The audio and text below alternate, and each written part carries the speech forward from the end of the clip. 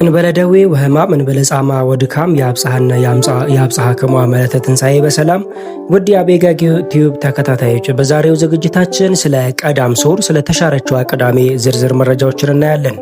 ይህች ቅዳሜ የተሻረችዋ ቅዳሜ ትባላለች። በዚህች ዕለት ከድሮ በተለየ መልኩ በጌታችን በመከራ በማሰብ በጾም ታስባ ስለምትውል የተሻረችው ቅዳሜ ትባላለች። እንደሚታወቀው ሌሎቹ ቅዳሜ ስለማይጾሙ ይችኛዋ ቅዳሜ ግን የጌታችን የመድኃኒታችን የኢየሱስ ክርስቶስ ሕመም መከራን በማሰብ ስለምትጾም የተሻረችም ተብላ ትጠራለች። የማትጾመዋ ቅዳሜ ስለማትጾምም ስዑር የተሻረች ተብላለች። በዓል መሻርን አይመለከትም። በዚህ ዕለት በቀዳም ሶር ሌሊት ስርዓቱ የሚጀምረው በመኃልየ ዘሰሎሞን ምንባብ ነው። በዚህ ዕለት ልብሰ ተክህኖ የለበሱ ካህናትና ዲያቆናት ቄጤማ ተሸክመው ቃጭል ሲያቃጭሉ መታየታቸው ዕለተ ትንሣኤውን ለሚናፍቅ ምዕመን ትልቅ ብስራት ነው።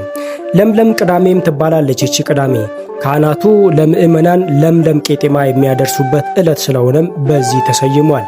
ቄጤማው ምዕመናን እስከ ትንሣኤ ሌሊት በራሳቸው ላይ ያስሩታል። በቀዳም ሶር ቀሳውስትና ዲያቆናቱ ቃጭል እየመቱ ገብረ ሰላም በመስቀሉ ትንሣኤሁ አገዳ የሚለውን ያሬዳዊ ዝማሬ በመዘመር ጌታ በመስቀሉ ሰላምን እንደሰጠንና ትንሣኤውንም እንደገለጠልን በማብሰር ቄጤማውን ለምዕመናን ይሰጣሉ። ምዕመናንም በቤተ ክርስቲያን አገልግሎት የሚውል ገጸ በረከት ያቀርባሉ።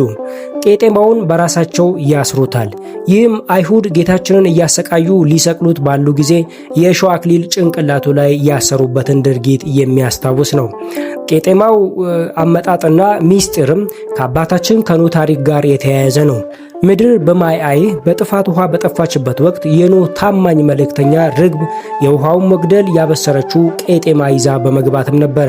ዛሬም ለአዲስ ኪዳን ክርስቲያኖች የኃጢአት ውሃ ጎደለ፣ የኃጢአት ውሃ ጠፋ፣ በክርስቲያኖች ሞትና ትንሣኤ ነፃነት ተሰበከ፣ ታወጀ በማለት ካህናት ቄጤማ ይዘው ምዕመናንን ያበስሩታል።